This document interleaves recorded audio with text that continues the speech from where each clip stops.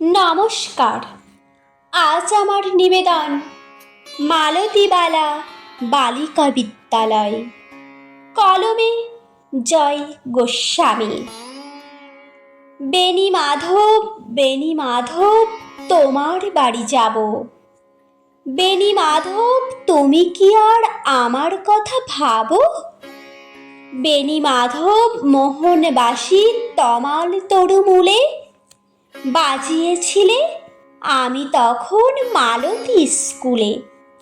ডেস্কে বসে অঙ্ক করি, ছোট্ট ক্লাস ঘর, বাইরে দিদিমণির পাশে দিদিমণির বর। আমি তখন নবম শ্রেণী, আমি তখন শাড়ি। আলাপ হলো বেণী মাধব সুলেখাদের বাড়ি। বেণী মাধব, বেণী মাধব, লেখাপড়ায় ভালো। শহর থেকে বেড়াতে এলে আমার রং কালো। তোমায় দেখে এক দৌড়ে পালিয়ে গেছি ঘরে। বেণী মাধব, আমার বাবা দোকানে কাজ করে। কুঞ্জে অলি গুঞ্জে তবু ফুটেছে মঞ্জুরি। সন্ধেবেলা পড়তে বসে অঙ্কে ভুল করি।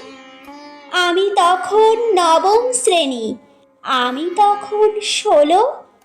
ব্রিজের ধারে বেণী মাধব লুকিয়ে দেখা হলো। বেণী মাধব, বেণী মাধব, এত দিনের পরে সত্যি বলো, সেসব কথা এখনো মনে পড়ে? সেসব কথা বলেছ তুমি তোমার প্রেমিকাকে?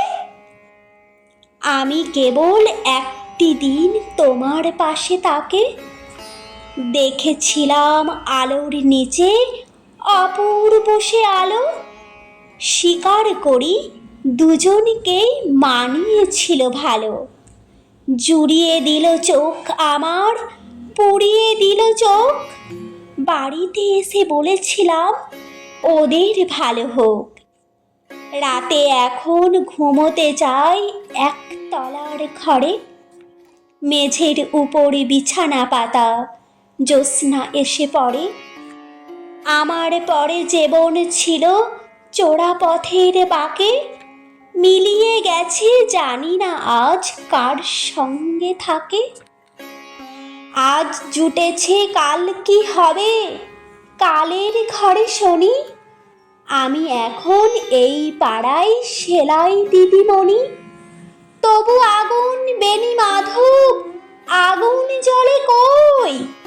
কেমন হবে আমিও যদি নষ্ট মেয়ে হই? নমস্কার।